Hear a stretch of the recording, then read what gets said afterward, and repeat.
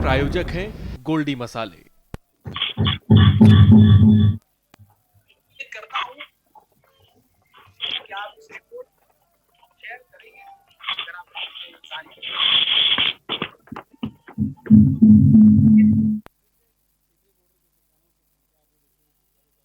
मैं प्रदीप विश्वकर्मा और आप देख रहे हैं आज का मुद्दा। और आज का हमारा मुद्दा है कम हो रहे हैं आंकड़े।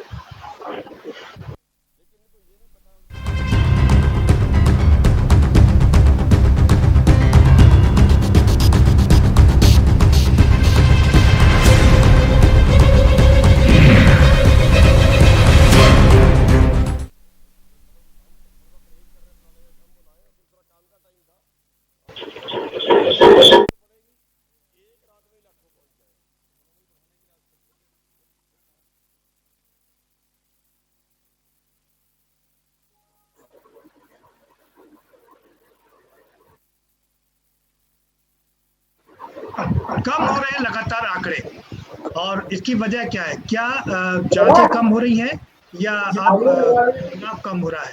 ये अपने आप में सबसे बड़ा सवाल है। लगातार देखा जा रहा है कि 4 लाख की तादाद बढ़ रही थी, वो अब कम होकर के अब 3,60,000 तक पहुंच गई है। लेकिन सवाल ये उठता है, फिर से सवाल ये उठता है कि आखिर ये आंकड़े क्या मैजिकल हैं या वास्तविक है? ये कैसे हो रहे हैं? अगर हम पिछले कई हफ्तों पर नजर डालें तो सोमवार को आंकड़े जो आते हैं वो बड़े चौंकाने वाले हैं। सोमवार को आंकड़े कम हो जाते हैं और उसके बाद धीरे धीरे ये आंकड़े मंगलवार, बुधवार, बृहस्पति, शुक्रवार, शनिवार तक आंकड़े काफी बढ़ जाते हैं। क्या कारण है इसका? आंकड़ों पर अगर नजर डालें तो ये देखा जाता है कि देश में अब तक 37 लैब काम कर रही हैं और ये लैब, इन लैब में 17 लाख करीब जांच होती है। लेकिन रविवार को ज्यादातर लैब, सरकारी लैब और प्राइवेट लैब बंद रहती है, जिसकी वजह से जांच नहीं हो पाती है। और इसका परिणाम ये होता है कि सोमवार को जो आंकड़े आते हैं वो काफी कम दिखाई देते हैं। तो यही कारण है कि क्या ये आंकड़े सोमवार को कम दिखाई दे रहे हैं, आज सोमवार है, आंकड़े कम दिखाई दे रहे हैं और उसके बाद धीरे धीरे ये आंकड़े बढ़ेंगे, या वास्तव में सेकंड वेव कम हो रही है और अब ये थर्ड वेव की ओर बढ़ रही है? हम इसी पर चर्चा करेंगे। हमारे साथ में खास मेहमानों का पैनल है, उनसे आपका परिचय कराएंगे, लेकिन उससे पहले आपको एक रिपोर्ट दिखा देते हैं। रिपोर्ट देखिए, उसके बाद इस पर चर्चा करें।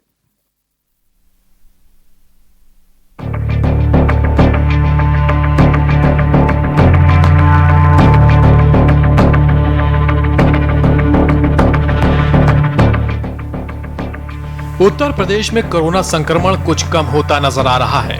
पिछले 24 घंटों पर नजर डाली जाए तो 21,331 नए मामले सामने आए हैं। वहीं 278 लोगों ने इस महामारी के आगे दम तोड़ दिया है। अब सक्रिय मामलों की संख्या 2,25,271 हो गई है। एक दिन में करीब 29,709 कोरोना संक्रमण से जंग जीतकर अस्पताल से डिस्चार्ज हो गए हैं। उत्तर प्रदेश में 8 मई को 26,847 नए संक्रमित थे और 298 लोगों की जान गई थी। 9 मई को 23,333 नए मामले सामने आए थे। 34,636 डिस्चार्ज हुए। 296 लोगों की मौत हुई। 8 मई के मुकाबले 9 मई को 3,514 केस कम हुए और वहीं 10 मई को 21,331 केस आए हैं, जो 9 मई से 2,000 कम है। प्रदेश में आज से 18 से 45 साल के लोगों का वैक्सीनेशन 11 और जिलों में शुरू हो चुका है। इससे पहले यह 7 जिलों में चल रहा था। अब तक 1,09,39,775 लोगों ने वैक्सीन की पहली डोज लगवा ली है।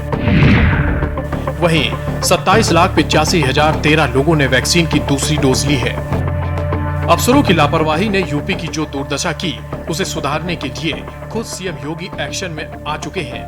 अब सीएम अफसरों के भरोसे न होकर खुद जमीनी हकीकत देख रहे हैं। एक एक जिले में जाकर खुद अस्पतालों के इंतजाम देख रहे हैं। ऑक्सीजन से लेकर वैक्सीनेशन की निगरानी कर रहे हैं। तो वहीं योगी सरकार के कोरोना कंट्रोल को लेकर दावों पर अखिलेश यादव ने तीखा हमला किया। सपा अध्यक्ष अखिलेश यादव ने रविवार को कहा कि पूरी दुनिया में महामारी के फैलने पर चिंता जताई जा रही है और तीसरी लहर के और ज्यादा घातक होने की चेतावनियां मिल रही हैं। ऐसे में बीजेपी सरकार का यह झूठ कि राज्य में कोरोना पर नियंत्रण पाया जा रहा है, बेहद जानलेवा हो सकता है।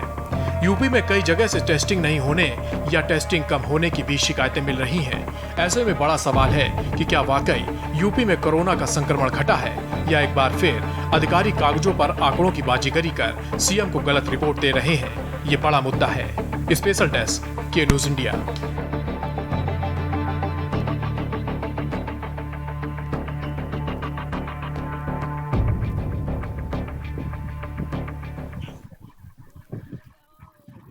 तो ये आंकड़ों की बाजीगरी है या वास्तविकता है? आंकड़ों की अगर बाजीगरी है तो कैसे करते हैं ये बाजीगरी, इन सब पर चर्चा करेंगे।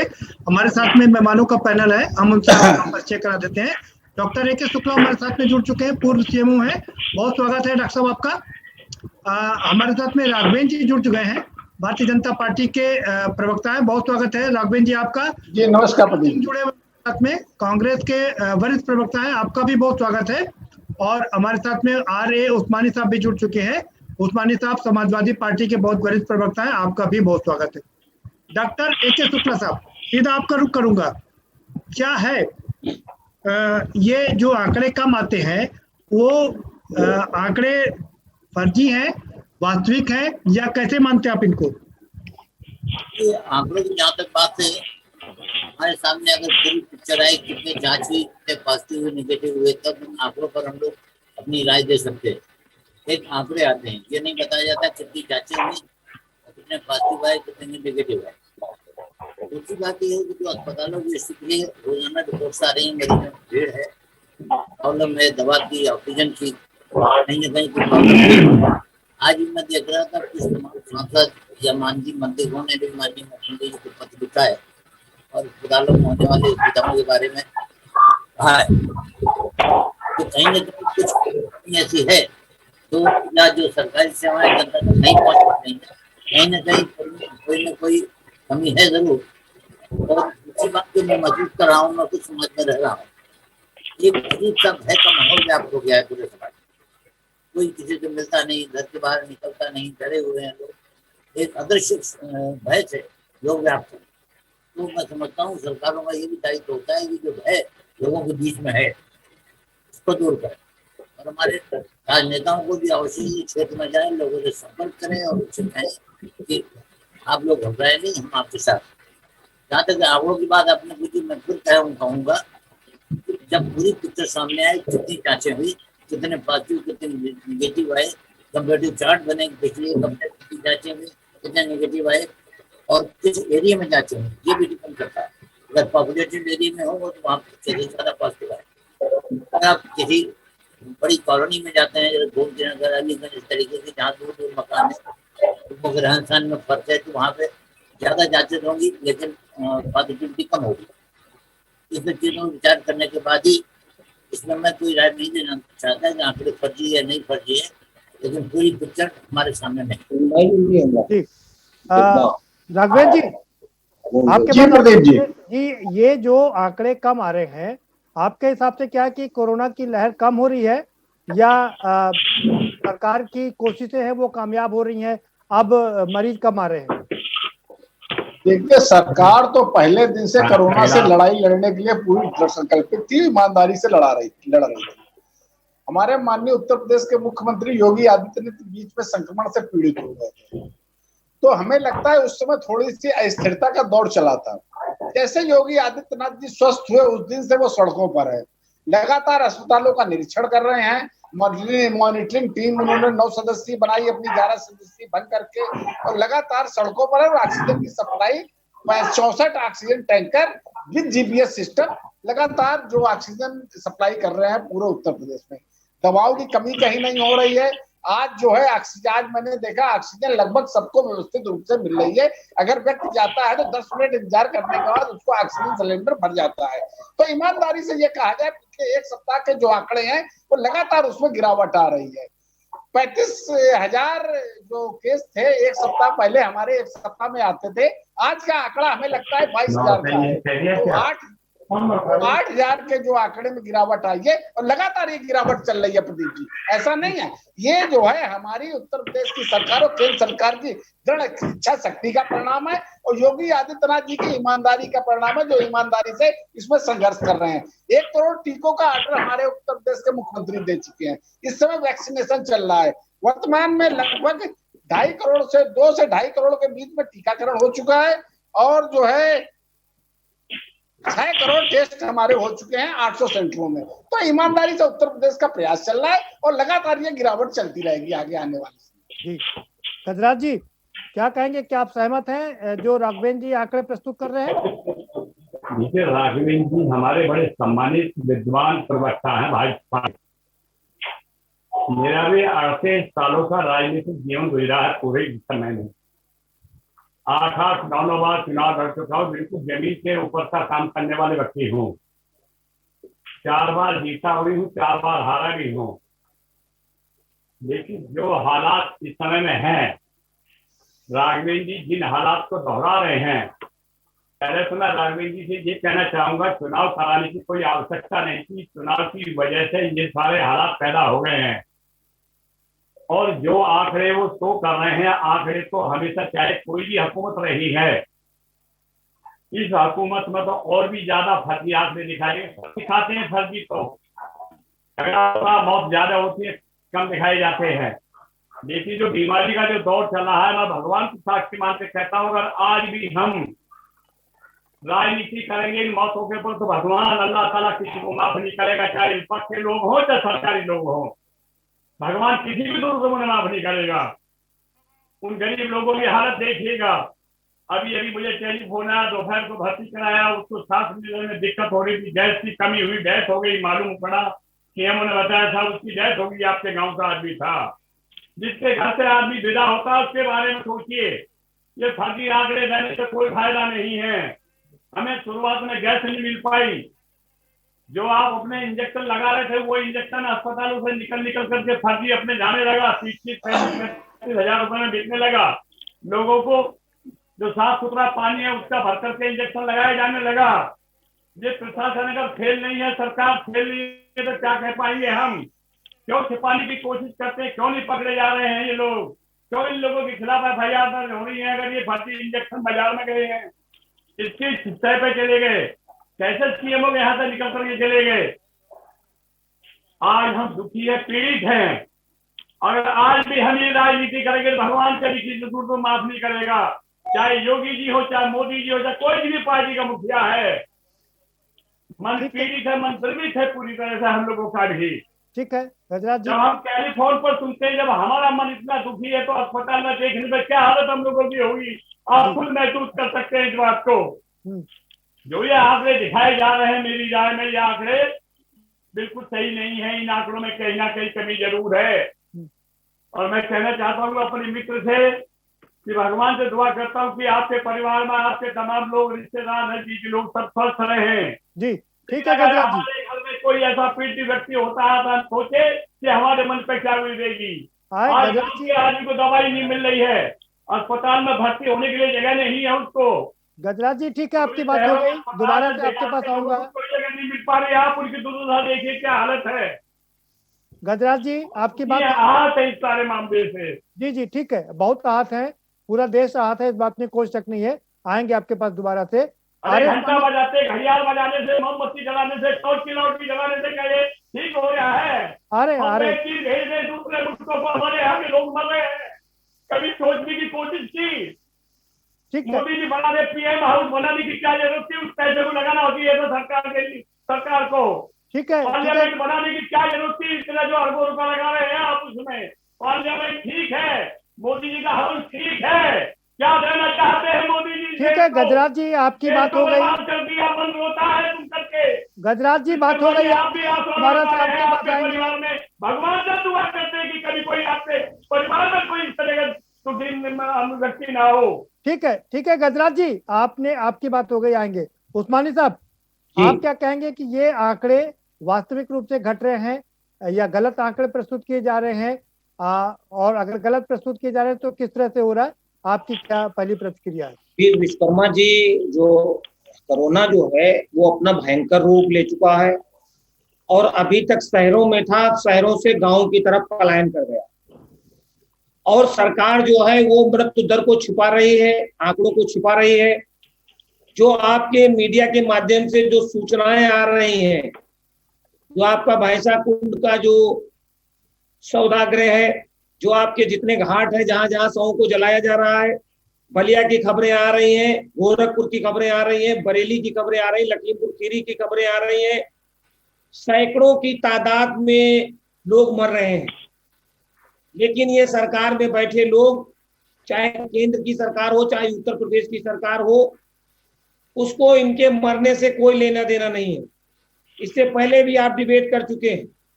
तो पिछले साल जब कोरोना आया था, 2019 में आया था, 20 में भयंकर रूप लिया था और उस वक्त जो विशेषज्ञ थे उन्होंने ये कहा था, सरकार को चेताया था कि इसकी दूसरी वेव आएगी, दूसरी लहर आएगी।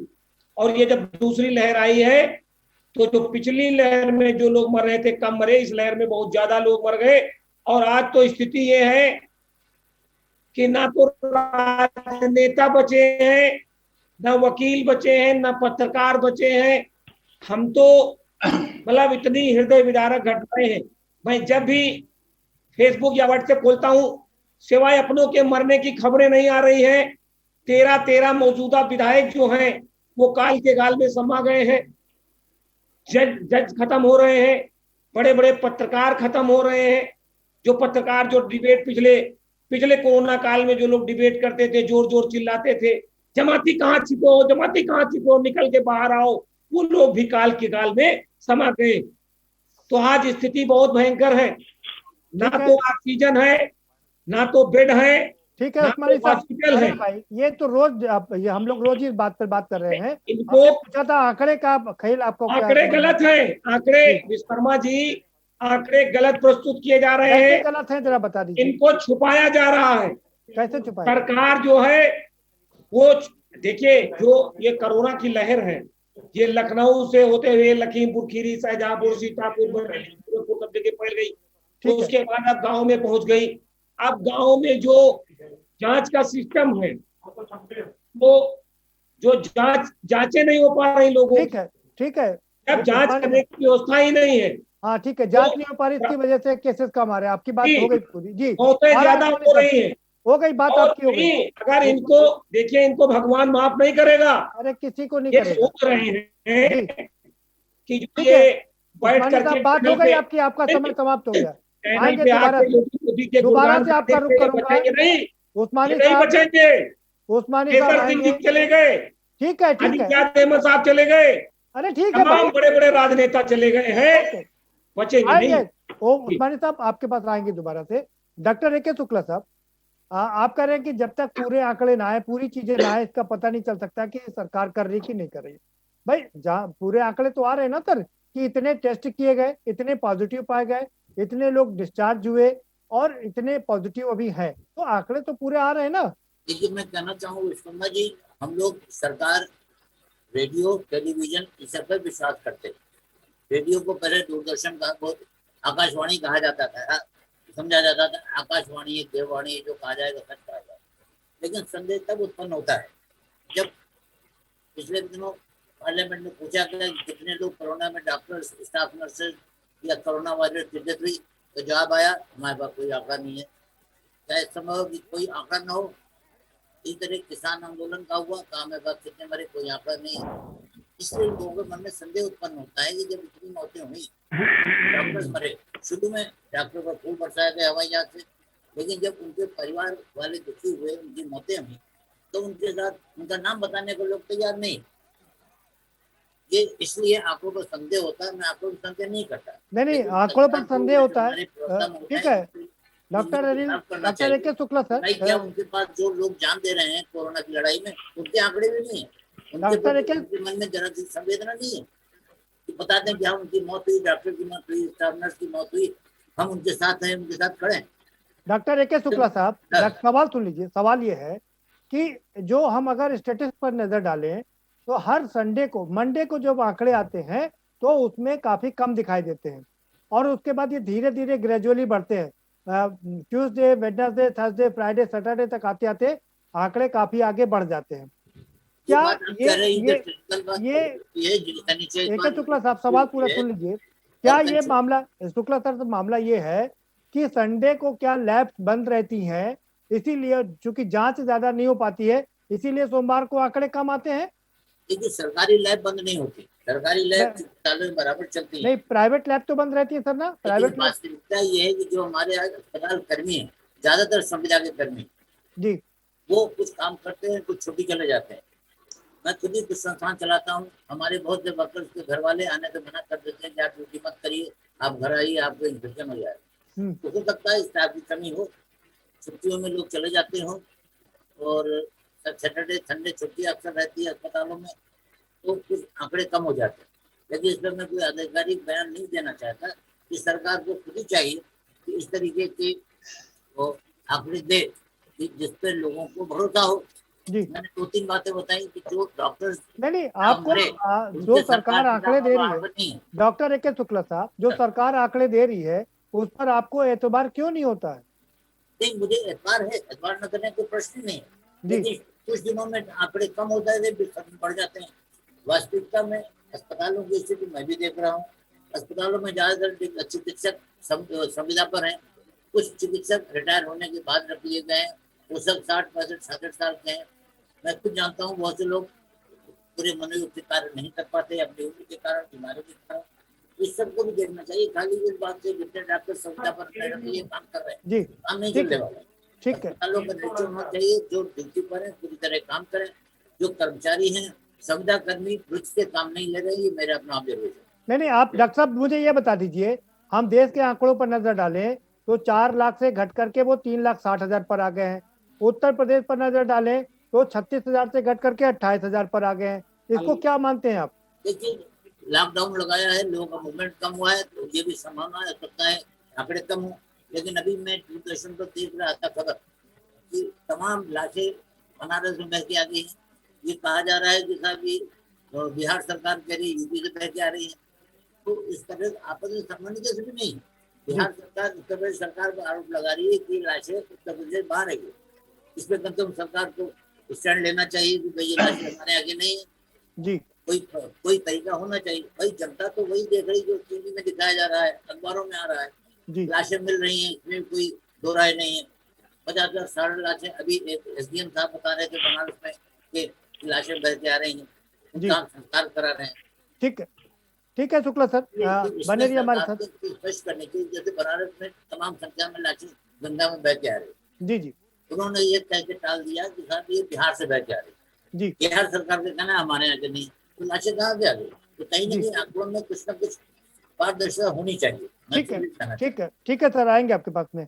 राघवेंद्र जी, आपने सुना ए.के. शुक्ला साहब, डॉक्टर साहब कह रहे हैं कि आंकड़ों में पारदर्शिता नहीं है, और गजराज सिंह जी ने भी कई बड़े आरोप लगाए हैं कि जब देश कोरोना की महामारी से गुजर रहा है, ऐसे में सेंट्रल वेस्ट्रा और पीएम का आवास बनाने में जो हजारों करोड़ रुपए खर्च हो रहे हैं, उसकी यूटिलिटी क्या है? देखिए प्रदीप जी, पहले जैसे ये लोग जो आंकड़ों के कह रहे हैं कि जो उत्तर प्रदेश सरकार जो है आंकड़े छिपा रही है, इसका इन लोगों के पास, चाहे डॉक्टर साहब हो, चाहे कांग्रेस के हमारे प्रवक्ता महोदय हो, कोई हो, इनके पास कोई आधार नहीं। हमें लगता है टीवी चैनल के आने से पहले, क्योंकि आप जो ये विषय बता चुके हैं, इनको स्पष्ट आंकड़े का स्रोत बताना चाहिए। इस प्रकार की अनलगा बयानबाजी और टिप्पणी करने से मुझे नहीं लगता है ये उचित होगा। देखिए, आजकल के समय में आंकड़े छुपाना सरकार के बस की बात नहीं होती है। सब चीजें कंप्यूटराइज है। वर्तमान में हमारे यहाँ उत्तर प्रदेश में अभी 10 दिन पहले तक 2.5 लाख टेस्टिंग प्रतिदिन होती थी, आज की तारीख में 3 लाख टेस्टिंग प्रतिदिन हो रही है, और लगातार उसकी संख्या हमारे योगी आदित्यनाथ जी बढ़ा रहे हैं। मुझे याद है पिछले, प्रदीप जी मेरी बात हो जाने दीजिए, तो आपकी बात हर चीज आ जाएगी जी। चलिए आपकी बात पूरी कर लीजिए जी। पिछले मार्च में मुझे याद है 2020 में हमारे उत्तर प्रदेश में मात्र जो है आरटीपीसीआर टेस्ट 64 हुआ करते थे, सिर्फ 64। वर्तमान में ये 3 लाख के आसपास हो रहे हैं, और लगातार वैक्सीनेशन हो रहा है। आज की तारीख में 4 करोड़ वैक्सीनेशन हो चुके हैं, जिसके पूरा डाटा कंप्लीट है, दोनों फर्स्ट फेज और सेकेंड फेज दोनों मिला करके। तो ये आंकड़ों की बाजीगरी जो शब्द कह रहे हैं, ये हमें लग रहा है बिना साक्ष्य प्रमाण के कहना एक हमें लग रहा उचित है। डॉक्टर साहब तो एक बहुत ही समझदार व्यक्ति है, पढ़े लिखे व्यक्ति है, उनको ये कहना हमें लग रहा उचित नहीं होगा। दूसरी बात, हमारे जो हमारे एमएलए महोदय जो बैठे थे, उन्होंने कहा था उत्तर प्रदेश सरकार को चुनाव नहीं कराना चाहिए। उन्हें ये बात ही पता होनी चाहिए उत्तर प्रदेश सरकार ने चुनाव नहीं कराए थे। High court, Allahabad high court के दिशा निर्देश में ये जो जिला पंचायत के चुनाव हुए थे उसके निर्देश में हुए थे। उन्होंने स्पष्ट आदेश कहा था 25 मई तक हमको इकाई का गठन चाहिए ग्रामीण, तो उस आधार पर चुनाव कराए गए थे। दूसरी बात, आपने जो कहा जो पार्लियामेंट या प्रधानमंत्री आवास बनने वाला जो धन लगाया जा रहा है, वर्तमान में वो हमें नहीं लग रहा है उस पर पैसा डाइवर्ट हो रहा है। ये योजनाएं उस समय की हैं जिस समय हमारे यहाँ कोरोना की लहर नहीं शुरू हुई थी। तो ये हमारी केंद्र सरकार या प्रदेश सरकार पे इस प्रकार अनर्गल आरोप लगाना हमें लग रहा उचित नहीं है। कांग्रेस के प्रवक्ता महोदय, ठीक है, आपकी बात पूरी हो गई। नहीं, अब आपकी पूरी बात हो गई, इतना समय नहीं है ना राघवेंद्र जी, आपने पूरी बात करी। आपने जिला पंचायत, ब्लॉक प्रमुख और जिला पंचायत अध्यक्ष के चुनाव को टाल दिया, ठीक है। अब तो इसमें आपको कोर्ट की कोई दिक्कत नहीं है।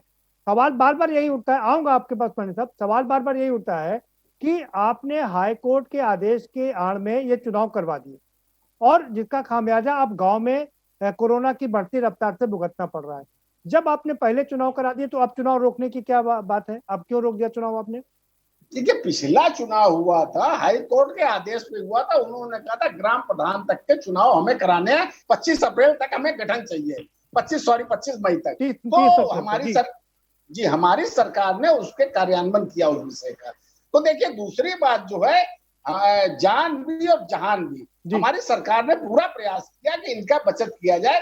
व्यक्ति के लिए आर्थिक स्रोत भी, देखिए कोई गरीब व्यक्ति के अगर आर्थिक स्रोत खत्म हो जाते हैं, हम लोग तो एक महीने बैठ करके खाना घर में खा सकते हैं। ठीक है राघवेंद्र जी, हमारी मजबूरी है, ब्रेक पर जाना पड़ेगा। उस्मानी साहब आपके पास में भी आएंगे और ब्रेक पर के बाद आएंगे तो राघवेंद्र जी दोबारा से आपका रुख करेंगे। सवाल सबसे बड़ा यही उठता है कि आखिर ये आंकड़े जो कम हो रहे हैं, क्या वास्तव में कोरोना की जो दूसरी लहर है वो कमजोर पड़ रही है या इस आंकड़ों में कोई घालमेल हो रहा है? सबसे बड़ा सवाल यही है, क्योंकि जो बाकी मेहमान हैं, डॉक्टर साहब भी कह रहे हैं, मौतों की आंकड़ों में कोई कमी नहीं आ रही है, मौतों में लगातार इजाफा हो रहा है।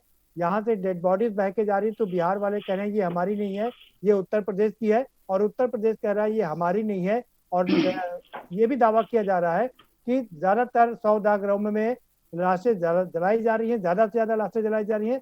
ऐसे में ये जो कंट्रेरी चीजें आ रही हैं, इसकी वास्तविकता क्या है, इस पर चर्चा जारी रखेंगे, लेकिन एक छोटे से ब्रेक के बाद।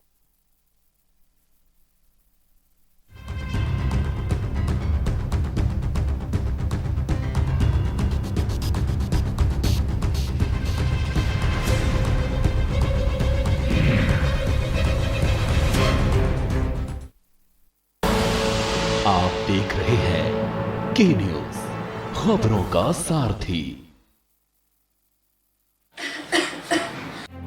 अगर आपकी कोरोना रिपोर्ट पॉजिटिव आती है तो घबराएं बिल्कुल नहीं। जब तक डॉक्टर न कहे तब तक आपको अस्पताल में भर्ती होने की भी जरूरत नहीं, क्योंकि आपके घर पर हो सकता है आपका सही और सुरक्षित इलाज। डॉक्टर की सलाह पर दी गई होम आइसोलेशन किट में रखी दवाइयां समय समय पर लेते रहें। आपको ऑक्सीजन के लिए जरा भी पैनिक होने की जरूरत नहीं। यदि 90 से नीचे ऑक्सीजन का सैचुरेशन आता है तभी हॉस्पिटल का रुख करें। आपको घबराने की जरूरत नहीं है, कई कोविड के मरीज घर पर रह करके स्वस्थ हो चुके हैं। ऑक्सीजन लेवल 94 से कम होने पर भी घबराए नहीं।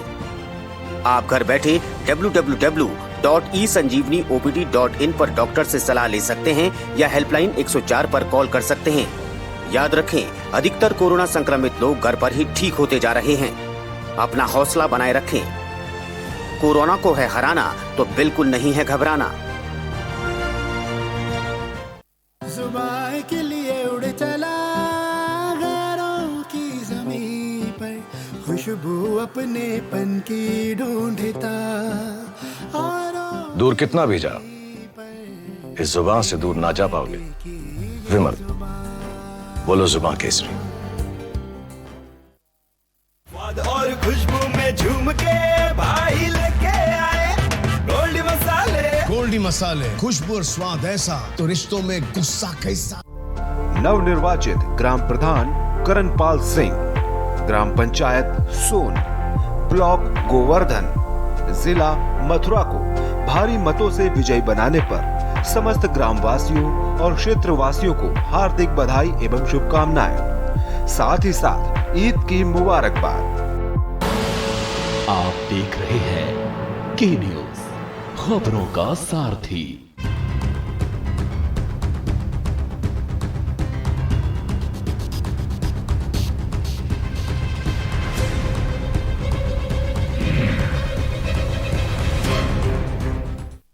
ब्रेक के बाद आपका स्वागत है और सभी मेहमान हमारे साथ में बने हुए हैं।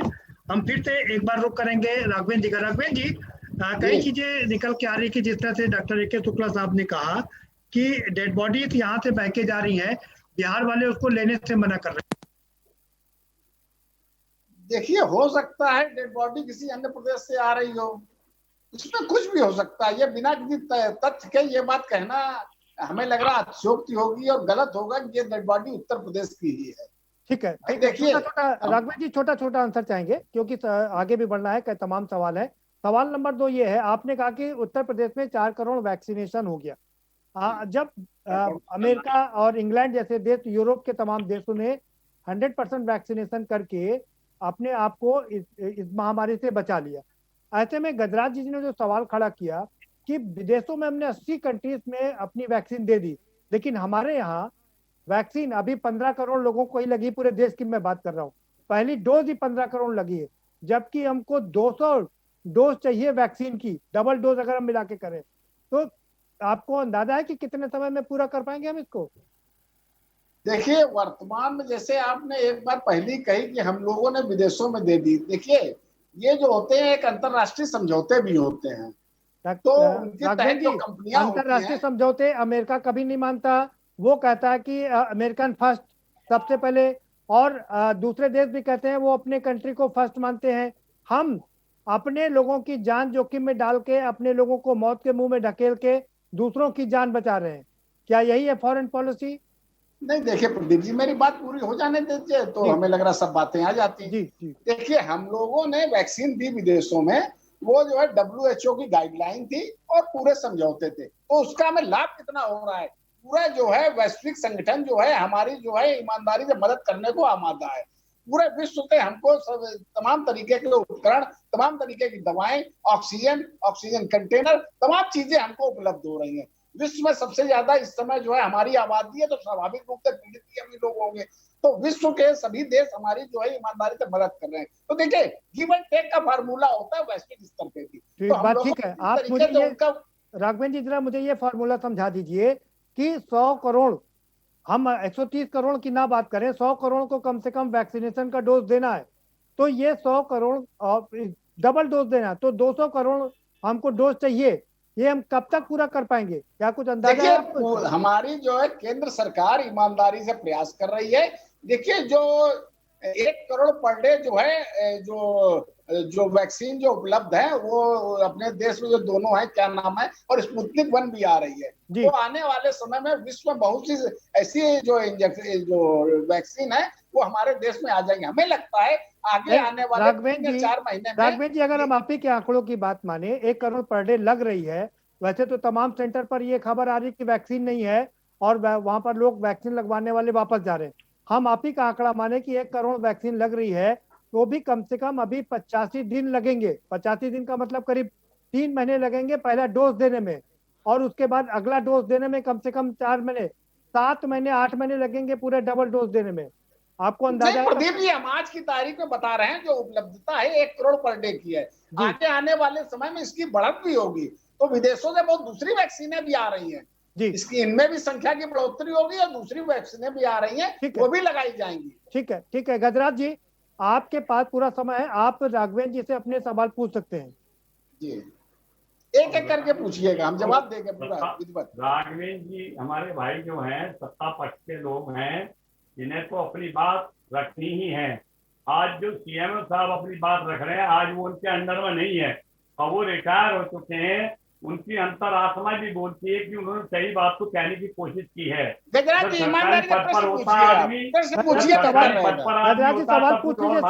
भाषा में बात करता है।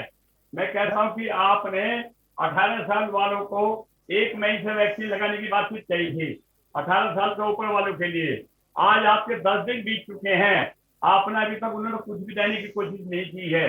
कहाँ गई वो वैक्सीन जो मोदी जी कहते हैं? मैं कहता हूँ मोदी जी को फिर से, माननीय मोदी जी को, श्रीमान मोदी जी को, राघवेंद्र जी फिर से कहिए कि फिर वो मोमबत्ती जलवाएं, लाइटर जलवाएं।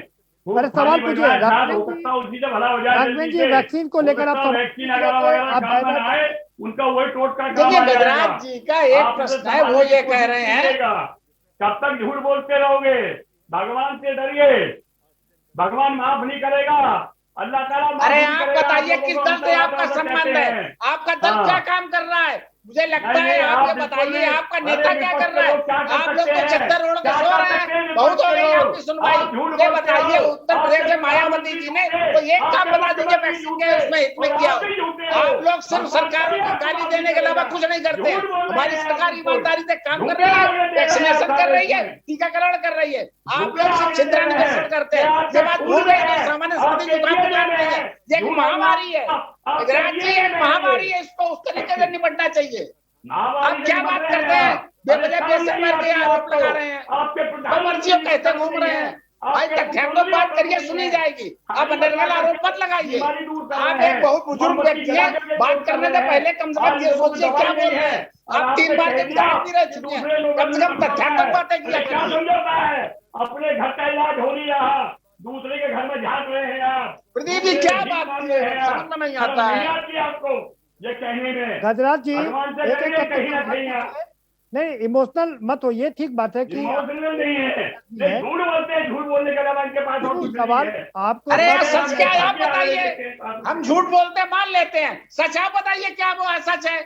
बिना किसी बताइए तैयारी के गजराज जी, आके सच बैठ क्या है? जाते हैं, हमारी बात को सब झूठ बता रहे हैं। सरकार जो है आज की तारीख में कोई भी आंकड़ा छुपाना कोई ऐसी बात नहीं है, सब चीजें कंप्यूटराइज होती है। अगर एक वैक्सीन भी लगती है उसका भी रिकॉर्ड हो जाता है। आप किस जमाने की बात कर रहे आप हैं केवल गजराज जी? सरकारी आंकड़ों को अपने देते कम करते। सरकारी आंकड़े आपके समय फर्जी रहे होंगे, आज की तारीख में फर्जी आंकड़े नहीं होते हैं। आपके पास प्राइवेट हॉस्पिटल के कौन से आंकड़े आपके पास हैं? गजराज अरे जी, सब आंकड़े होते हैं गजराज जी, होश रखिए थोड़ा सा, जो मर्जी हो मत बोला करिए। गजराज जी, आप एक एक करके सवाल पूछ लीजिए। इमोशनल मत होइए, एक एक करके सवाल पूछ लीजिए। चलिए, आ रहे उस्मानी क्या साहब। जरूरत थी आपको अपने पीएम हाउस के अंदर जो पीएम साहब का रेजिडेंस बनाने की? उस पैसे को कहीं ना कहीं लगाते। लोग कह रहे थे पहले से इस बात को कि दूसरी जो लहर अरे आएगी आप उससे प्रश्न निपटने पूछिए, के क्या लिए पूछ रहे हैं? हमें पीएम कोशिश हाउस करनी खुलने में चाहिए। तो उत्तर प्रदेश में आप बैठे हैं, पूछिए, उत्तर प्रदेश की क्रिया कर रही है, उत्तर प्रदेश के एमएलए, मैं यूपी का प्रवक्ता हूँ, कम से कम सोचा तो करिए। आप क्या गजराज जी, बोल रहे सीधा हैं? सवाल पूछिए। दूसरी लहर का क्या होने जा रहा है और बुरा गजराज जी, होने वाला है, लेकिन गजराज आपने जी उसको- सीधा सवाल पूछिए। आप इस तरह आपने से आज उसको बिल्कुल भी गजराज जी, एक आप साल सुन से लीजिए, अपना सवाल दूसरे सुन लीजिए। निकाल दिया। गजराज जी, क्या सवाल किया सुन लीजिए। प्रदीप जी, इनके पास सवाल कुछ नहीं, सिर्फ क्या आरोप लगाना व्यवस्था जानते किया हैं ये आपने? लोग। कोई गजराज व्यवस्था नहीं जी, किया आपने बिल्कुल आप भी। इमोशनल होकर के बोलने से काम नहीं चलेगा। आप एक एक सवाल पूछिए।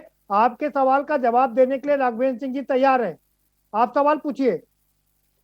मैं कहना चाहता हूँ आपसे, जितने मैंने सवाल रखे इमोशनल नहीं रखे, मैंने वास्तविक रखे, जमीन वाले लगे लोगों के सामने रखे, जो लोग परेशान हैं उनके सवाल रखते हैं जी। अरे आज आप लोगों की बताइए, गैस आपका आज आधार भी क्या ऑक्सीजन है? नहीं मिल पा रही है। नरगल बयान बातें दवाई करते उनको हैं नहीं गजराज मिल जी। पा रही। सुन लीजिएगा, सुनने की ताकत होनी चाहिए आपके अंदर। हम सुन रहे हैं आपकी बात अरे को, तो आप सुन फर्जी लीजिएगा। बातें गाल बजा आप रहे हैं, कम से अस्पतालों कम तथ्यात्मक बात करना तो सीखिए विधायक जी। अस्पतालों को चेक करिएगा, विधायक सफाई जी, कर्मचारी तर्कों नहीं के है आधार पर अस्पतालों बात में किया बिल्कुल करिए, भी। तथ्यों लोग के आधार डरते पर हैं, बात किया भयभीत करिए। है, पूरी तरह से चले गए हैं। ये हालत पूरा सरकारी हॉस्पिटल में आपका हो गया। ठीक है, गली में आप भाषण नहीं दे रहे हैं गिरिराज जी। ठीक है। आ रहे उस्मानी साहब, आप अपने सवाल पूछ सकते हैं। हमको कोई सवाल नहीं पूछना विश्वकर्मा जी, मैं इनकी बातें बहुत ध्यान पूर्वक से सुन रहा था। इन्होंने कहा कि हाई कोर्ट ने आदेश दिया और कहा पंचायतों का चुनाव करा दो। जी ठीक, पंचायतों का चुनाव हो गया, हाई कोर्ट ने आदेश दिया कि आप परमानेंट लॉकडाउन लगा दीजिए। तुमने उसका आदेश मना कर दिया, कहा मैं नहीं मानता आदेश, मैं लॉकडाउन नहीं लगाऊंगा। जब बुरी तरीके से महामारी फैल गई तब आप लॉकडाउन लगा रहे हो। दो जवाब इसका, आपने डिनाई नहीं किया। हाई कोर्ट ने जब आपसे कहा कि इस लॉकडाउन लगाओ तो तुमने लॉकडाउन नहीं लगा, कहा नहीं लॉकडाउन में नहीं लगाऊंगा। मुख्यमंत्री जी का आदेश गया, लॉकडाउन नहीं लगेगा। अरे उस्मानी जी, और लगातार ये लोग जो है गुमराह कर रहे हैं देश को, लगातार देश को गुमराह कर रहे हैं ये। और इनके पास ना तो वैक्सीन है, ना ये वैक्सीनेशन करा रहे हैं। 133 करोड़ आबादी है इस मुल्क की। दुनिया की जो सबसे बड़ी आबादी है वो हिंदुस्तान की है, चाइना के बाद। और उसके बाद ये क्या कर रहे हैं, जब 1 साल पहले कोरोना आया था और तभी जब विशेषज्ञों ने कहा था कि दूसरी लहर आएगी, तो तुम क्यों सरदार पटेल की मूर्ति बना रहे थे हजारों करोड़ रुपए में? क्यों तुम पार्लियामेंट बना रहे थे? क्यों तुम जो है वहां अयोध्या में दिया जला रहे थे? आपको तो हॉस्पिटल बनाना चाहिए था, आपको तो एम्बुलेंस खरीदना चाहिए था, आपको तो बेड खरीदना चाहिए था, आपको तो ऑक्सीजन के सिलेंडर खरीदने चाहिए थे, ऑक्सीजन के कंटिलेटर खरीदने चाहिए थे, आपको वो काम करना चाहिए था बुनियादी। यही सवाल है मेरे शर्मा जी, यही सवाल है इनसे यही सवाल है। सुनिए भाई उस्मानी साहब, सवाल ठीक है, ऑक्सीजन खरीदना चाहिए था, बेड खरीदना चाहिए था और हॉस्पिटल बनाना चाहिए था, आपकी बात बिल्कुल ठीक है। लेकिन क्या देश में सिर्फ एक ही काम है? बाकी काम भी तो चलते रहना पड़ेगा ना। अच्छी बात है। आज जब हमारे देश की जनता नहीं बचेगी, जब जान ही नहीं बचेगा, रोहित सरदाना जैसे पत्रकार काल के गाल में समा जाएंगे। आज आजम खान साहब जो है 20 दिन पहले उनको कोरोना हुआ, उनको सीतापुर में उनकी हालत गंभीर कर दी, अब उनको वहां से लखनऊ ले जाया जा रहा है। और आसाराम जी को जोधपुर से एम्स हॉस्पिटल में भर्ती किया जा रहा है। साबुद्दीन 3 बार के सांसद थे, उनको वहां नगर निगम के हॉस्पिटल में भर्ती करा के मार डाला गया। यही इस देश का कानून है। उस्मानी साहब जवाब कह देते हैं और फायदा भारतीय जनता पार्टी को मिलता है, फिर आप ब्लेम लगाते हैं कि पार्टी हिंदू मुस्लिम कर रही है, फिर वो कि हमको उन्होंने कहाँ का किया। आएंगे आपके कर रही है। आपने एक बढ़िया सवाल पूछा वैक्सीनेशन का, मैं आऊंगा। डॉक्टर शुक्ला साहब, मैं आपके पास आ रहा हूँ। सवाल ये है कि वैक्सीनेशन की जो रफ्तार है, क्या आप उससे संतुष्ट हैं कि हाँ बहुत शानदार चल रही है रफ्तार? देखिए, वैक्सीनेशन की रफ्तार संतोषजनक तो नहीं है, क्योंकि आज एक सरकारी अस्पताल में गया था वैक्सीनेशन के लिए, 1-1.5 बजे ही वहाँ बताया गया कि वैक्सीन खत्म हो गई और मंगाई जा रही है। बात है कि ये भी लोगों ने बताया कि जो कहा गया है कि रजिस्ट्रेशन कराएं, ज्यादातर आबादी के पास स्मार्टफोन नहीं है। जिसके पास स्मार्टफोन नहीं है वो कैसे रजिस्ट्रेशन कराएगा? इसको भी सोचना चाहिए था कि इसी तरीके से पिछली बार जब मूवमेंट हुआ था मासेस का दिल्ली बॉम्बे से, तो कोरोना लॉकडाउन लगा था, रजिस्ट्रेशन पर ही कहा गया था रजिस्ट्रेशन कराइए। 300 मजदूर गरीब बच्चे जिनके पास मोबाइल फोन नहीं था, उनका रजिस्ट्रेशन नहीं हुआ। इस पर कभी भी कोई चर्चा नहीं हुई। करते हैं मेजॉरिटी जो हमारी पॉपुलेशन है, जिसकी जो आर्थिक स्थिति है, उसके बारे में भी ध्यान रखना चाहिए कि हम आदेश कर रहे हैं कि मोबाइल से रजिस्ट्रेशन करो। जिसके पास मोबाइल नहीं है, स्मार्टफोन नहीं, कैसे रजिस्ट्रेशन कराएगा? हम क्या खाली उन्हीं कुछ लोगों को ध्यान में रखते हैं जिनका मोबाइल फोन है, रजिस्ट्रेशन है, कि जो पैसे वाले लोग हैं। आज भी मैंने देखा, पहले कुछ प्राइवेट अस्पतालों को चिन्हित किया गया, अब उनको रोक दिया गया। जो भी रीजन हो, मैं इस पर कुछ नहीं कहना चाहूंगा, सरकार की अपनी नीति।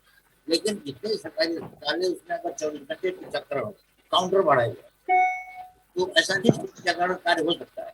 हमेशा प्राइवेट को नहीं शामिल किया गया, सरकारें ही करती रही। इससे पहले इंसेफ्लाइटिस का बहुत बड़ा एपिसोड हुआ था गोरखपुर में ही, मुझे पता है, तमाम लोग गए थे वहाँ, कैंप किए थे, किसी प्राइवेट संस्था को इन्वॉल्व नहीं किया गया।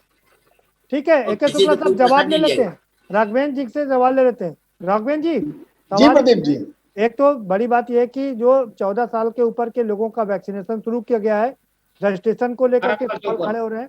दूसरा सवाल ये खड़ा हो रहा है कि जो लोग रजिस्ट्रेशन करा ले रहे हैं और वैक्सीनेशन कराने जा रहे हैं, तो वहां पर उनके पास में वो डोज नहीं है, तो ऐसे में ये कैसे बचेगा देश अपना? नहीं, देखिए, जो 18 साल से ऊपर की जो वैक्सीन वाली व्यवस्था हुई है वो 7 जिलों में अभी शुरू हुई है, और वो हमें लगता है, हाँ ये बात सही कह रहे हैं प्रदीप जी, कुछ सेंटरों में उसकी कमी जरूर है, लेकिन आगे आने वाले समय में उसकी कमी पूरी कर ली जाएगी। देखिए प्रदीप जी, व्यवहारिक बात हमें भी करनी है, आपको भी करनी है। बिल्कुल ठीक बात। उत्तर प्रदेश और देश बहुत बड़ा प्रदेश है जी। हमारा जो है उत्तर प्रदेश जो है, अगर उसको देश की उसकी गणना करें तो 5वां सबसे बड़ा देश उत्तर प्रदेश माना जाएगा। बिल्कुल। तो उसकी तैयारी भी उसी तरीके से होनी चाहिए, उसी तरीके लड़ाई भी लड़नी चाहिए। और ये जो बीमारी है, ये महामारी का रूप ले चुकी है, महामारी है, उसको महामारी के तरीके से हमको लड़ाई लड़नी है। ये बताइए, भारतीय जनता पार्टी की सरकार है, ये बात तो बिल्कुल सही है, विपक्ष की क्या भूमिका है? कांग्रेस सरीके नेता जो पी चिदम्बरम ये कहते हैं देश की जनता को विद्रोह कर देना चाहिए, ये कहाँ राष्ट्रहित में है? राहुल गांधी, प्रियंका गांधी, सोनिया गांधी आज तक समाज में ये जाके नहीं कह पाई ये टीकाकरण जो है ये हमारे देश का, इसको आगे बढ़ के टीका लगाइए। उत्तर प्रदेश के नेता अखिलेश यादव, सवाल ये है, आप पहले तो कहते थे कि विपक्ष के नेता ने भ्रम फैला दिया इसलिए लोग वैक्सीनेशन कराने नहीं आ रहे हैं। आप जब वैक्सीनेशन कराने के लिए लंबी लंबी कतारें लग रही हैं तो आपके पास में डोज नहीं है, ये ऐसे कैसे चलेगा राघवेंद्र जी? नहीं, देखिए कुछ सेंटरों की हम बात कर रहे हैं, अपवाद हो सकता है। देखिए प्रदीप जी, मैं आपकी बात को डिनाई नहीं कर रहा हूँ, अपवाद है, लेकिन बड़े पैमाने पर टीकाकरण भी हो रहा है। 18 साल के ऊपर के लोगों का बड़े पैमाने पर टीकाकरण हो रहा है और आगे आने वाले समय में समय रहते इसकी जो ईमानदारी से पूरा प्रयास किया जा रहा है, समय रहते हुए उत्तर प्रदेश में टीकाकरण पूरा किया जाएगा। हमारे योगी आदित्यनाथ जी लगातार लगे हुए 4 करोड़ की जो वैक्सीनेशन करवा लेना, ये कोई हंसी मजाक नहीं है। आज की तारीख में 4 करोड़ टीके लगाए जा चुके उत्तर प्रदेश में। पहले 24 करोड़ की जनता है उत्तर प्रदेश में राघवेंद्र जी, और बिल्कुल सही कह रहे हैं। पहला डोज ही लगा है, अभी सेकंड डोज लगना बाकी है। आप इससे अंदाजा लगा लीजिए कि कितना लंबा समय लगेगा। सवाल मेरा आपसे मेरा सवाल ये है कि आखिर आंशिक कर्फ्यू लगाया गया, मोदी जी ने पहले जब पहली लहर आई थी उसमें पूरा लॉकडाउन कर दिया 70 दिन का, लेकिन अब जब महामारी अपने विकराल रूप में है तब लॉकडाउन नहीं, आखिर क्यों? तमाम लोग कह रहे हैं, गुलेरिया साहब भी कह रहे हैं कि इस समय लॉकडाउन, देश में संपूर्ण लॉकडाउन ही एकमात्र तरीका है इस महामारी से बचने का। प्रदीप जी, आपने बहुत अच्छा प्रश्न पूछा जी। लहर आई थी तो हमारा देश न कोरोना के मामले में जानता था, कहना भी नहीं जानता था। उत्तर प्रदेश में, हम उत्तर प्रदेश की बात कर रहे हैं, मात्र पहले दिन 64 टेस्टिंग होती थी RT-PCR की। आज वर्तमान में 3 लाख से ऊपर पर डे टेस्टिंग हो रही है। तो 1 साल के अंदर पूरे देश की जनता कोरोना को भी जान चुकी है, कोरोना भी हमें जान चुका है और उसकी वैक्सीन भी तैयार हो चुकी है, डोज लगाई जा चुकी है, हॉस्पिटल तैयार हो चुके हैं, दवाएं भी काफी हद तक हम लोग समझ चुके हैं। हमारे देश के प्रधानमंत्री जी ने कहा था, पहले कहा था जान है तो जहान है, उसके बाद ये कहा था जहान भी है जान भी, दोनों चीजें की आवश्यकता है। किसी की रोजी रोटी भी प्रभावित ना हो, कोई व्यक्ति भी प्रभावित ना हो। वर्तमान लॉकडाउन कोई ऐसी व्यवस्था नहीं है कि उसको के लंबे समय तक चलाया जा सके, बहुत ही दूरदृष्टा परिचय देते हुए। लेकिन पूरे वर्ल्ड में राघवेंद्र जी, पूरे वर्ल्ड के तमाम नेता भी यही कर रहे हैं, WHO भी कह रहा है अगर भारत को बचाना है तो वहां पर संपूर्ण लॉकडाउन लगाना होगा, WHO कह रहा है। आपकी तमाम यूपी के तमाम लोग कह रहे हैं, सरकार और कोर्ट भी कह चुकी है कि संपूर्ण लॉकडाउन ही अब एकमात्र सहारा है इस महामारी से बचने का। तो आखिर संपूर्ण लॉकडाउन लगाने से परहेज क्यों? देखिए 2 बातें हैं। एक तो जो हमारे पिछली बार जो था ये विषय जो है केंद्र के पाले में था, हमारे देश के प्रधानमंत्री जी ने उसमें एक लॉकडाउन लगा दिया। उसके बाद अन्य मुख्यमंत्रियों ने, जो देश के मुख्यमंत्री थे, उन लोगों का भाई स्वास्थ्य विषय जो है वो हमारा पर्सनल विषय है, इसमें आप इंटरप्ट मत करिए। तो जो विषय था वो दे दिया गया। वर्तमान में जो ये विषय का निर्णय लेना है संपूर्ण लॉकडाउन का, ये निर्णय राज्यों को लेना है। तो जो राज्य अपना समझ रहे हैं कि हमें लॉकडाउन लगाना है वो लगा रहा है, क्योंकि लगाना है, कितना लगाना है, ये राज्यों के। नहीं, क्योंकि विपक्ष के जितने भी राज्य हैं, चाहे कांग्रेस के हों या दूसरे हों, उन लोगों ने लॉकडाउन लगा दिया है। लेकिन चूंकि प्रधानमंत्री ने कह दिया कि लॉकडाउन अंतिम शस्त्र है, इसलिए भारतीय जनता पार्टी के जो प्रदेश हैं जहां पर आपकी पार्टी के मुख्यमंत्री हैं वो लॉकडाउन नहीं लगा रहे हैं, क्योंकि प्रधानमंत्री। बिल्कुल सही आप प्रदीप जी, देखिए वर्तमान में उत्तर प्रदेश की स्थिति पहले से बहुत बेहतर हो गई है। 1 सप्ताह के अगर आप आंकड़े देखिए तो आज की तारीख में लगभग 22,000 केस हैं। किसी समय 35,000 केस हुए करते थे, 35,000 तो धीरे धीरे 1 सप्ताह के अंदर घटते घटते आज 22,000 हो गए। हमें लगता है इस महीने के अंत तक ये 4-5 हजार तक आ जाएंगे और अगले महीने समाप्त हो जाएंगे। ठीक है, लॉकडाउन विषय जो है हमारे आपके लिए तो ठीक लगता है कि प्रदीप जी भी घर बैठ के कुछ दिनों खा लेंगे और हम भी खा लेंगे, लेकिन एक सामान्य व्यक्ति की नजर से हमें ये चीज आपको ये हमें नहीं लग रहा है। ठीक है, गजराज जी आपके पास आ रहा हूँ। आप बताइए मैं कि पूरा देश अब जब ये कह रहा है कि लॉकडाउन, संपूर्ण लॉकडाउन ही एकमात्र सहारा है इस कोरोना महामारी से बचने के लिए, लेकिन जब सरकार ने पहली बार लॉकडाउन लगाया था तब आप लोगों ने बहुत हो हल्ला मचाया था, जिसकी वजह से शायद इस बार सरकार बैकफुट पर है। देखिएगा, अभी राघवेंद्र जी ने कहा था क्योंकि लॉकडाउन जो लगा है उससे पेशेंट कम आ रहे हैं, उससे जो हादसे हैं वो कम हो रहे हैं। मैं भी ये मानता हूँ कि लॉकडाउन, संपूर्ण लॉकडाउन लगना चाहिए, और संपूर्ण लॉकडाउन से जो लोग बाहर निकल करके जो अपना आजकल जो चल रहे हैं, तो सख्ती जब होगी तो निश्चित रूप से हम भगवान से प्रार्थना करते हैं, दुआ करते हैं। राघवेंद्र जी जो कह रहे हैं इस महीने के अंत तक ये खत्म हो जाए, हम भी यही चाहते हैं कि महीने के आखिर तक ये खत्म हो जाए, लेकिन लॉकडाउन लग जाएगा तो मैं समझता हूँ और बहुत तेजी से ये लेकिन खत्म हो सकता है। गजराज जी सवाल ये है, अगर लॉकडाउन लग जाएगा, कड़ा लॉकडाउन लगा दिया जाएगा, तो जो लोग बीमार होंगे उनको अस्पताल तक पहुंचाने में तमाम दिक्कतें आएंगी, क्योंकि सांसें बहुत जल्दी से टूट रही हैं और उसके लिए सांस का इंतजाम करना पड़ेगा। देखिए, अस्पताल की व्यवस्था है तो आज भी आपने खुली रखी है, उसको भी खुली रखिएगा। इतनी व्यवस्था तो देनी पड़ेगी अस्पताल के लिए, जो आम आदमी जो सड़कों पर जो घूम रहा है, आज भी घंटे भर से ये बाजार खुलता था, वहाँ हजारों की तादाद में लोग इकट्ठा हो जाते हैं, बीमारी स्वतः ही पहुंच रही है, और ये बीमारी शहर से हट करके देहात में पहुंची है। मैं कहना चाहता हूँ कि उनके लोगों को ट्रीटमेंट बिल्कुल भी नहीं मिल पा रहा है, सरकारी अस्पताल ही उनके लिए पर्याप्त नहीं है, क्योंकि जो गाँव से जो लोग आ रहे हैं, बाहर पड़े हुए गैलरी में लोग पड़े हुए हैं, प्राइवेट हॉस्पिटल वाले मुमांगा पैसा मांग रहे हैं। जो गैस नापने का संयंत्र है, ऑक्सीजन नापने का, 10-10 गुना लोगों ने दाम बढ़ा दिए हैं। बिल्कुल, थर्मामीटर है उसके दाम बढ़ा दिए हैं। पूरी तरह से मानवता लोगों के अंदर खत्म हो चुकी है, और मैं कहना चाहूंगा कि लॉकडाउन का लगना ही इसके हित में रहेगा। ठीक है, बहुत हित में रहेगा, शायद इसमें सुधार हो सकता है फिर से। ठीक है। आर उस्मानी साहब, क्या लगता है आपको कि अब संपूर्ण लॉकडाउन ही एक मात्र उपाय है जो बचा सकता है? एकमात्र विकल्प यही है कि संपूर्ण लॉकडाउन हो जाए, क्योंकि इन्होंने लॉकडाउन इसलिए, अब तो ये लॉकडाउन लगाए हैं ना, अब ये कहाँ कह रहे हैं लॉकडाउन नहीं लगाए हैं। अब इनको नहीं कर्फ्यू लगाया भाई, लॉकडाउन नहीं लगाया है। इनको जो है, इनको लॉकडाउन से कोई मतलब नहीं था। इनको तो बंगाल, आसाम, उत्तर प्रदेश के पंचायत चुनाव, केरल के चुनाव, तमिलनाडु के चुनाव, वहां सरकारें बनानी थी ना, वहां भाजपा को सत्ता में लाना था इनका मुख्य उद्देश्य। ये कोरोना महामारी पश्चिमी बंगाल में भी फैला के आए हैं, आसाम में भी फैला के आए, तमिलनाडु केरला में भी फैला के आए, कर्नाटक में भी फैला के आए। और आपको हम बताएं, इसका विकल्प संपूर्ण लॉकडाउन है। और दूसरी चीज ये है कि अभी विश्वकर्मा जी, अभी इनको, और मैं आगे से इनको सुझाव दे रहा हूँ, ये सुझाव अपनी गवर्नमेंट को दे दें कि जो विशेषज्ञ लोग हैं, उन्होंने कहा है तीसरी लहर अब सितंबर अक्टूबर तक आएगी, तो अगर ये अब न संभले तो तीसरी लहर को झेल नहीं पाएगा देश, क्योंकि इनकी तैयारी नगण्य है। इनकी तैयारी तो जो अभी हमारे कांग्रेस के प्रवक्ता बता रहे थे, इनकी तैयारी तो ताली बजाने की है, थाली बजाने की है, फिर आप ये बताने की है, शंख बजाने की है, घंटा बजाने की है इनकी। साहब, आप फिर मुझे ये बता दीजिए कि आप इस समय संपूर्ण लॉकडाउन की बहुत ही एडवोकेसी कर रहे हैं, वकालत कर रहे हैं, लेकिन जब पहली बार लगाया गया था 70 दिन का, तो पूरे देश में हो हल्ला आपकी पार्टी ने भी मचाया था। नहीं,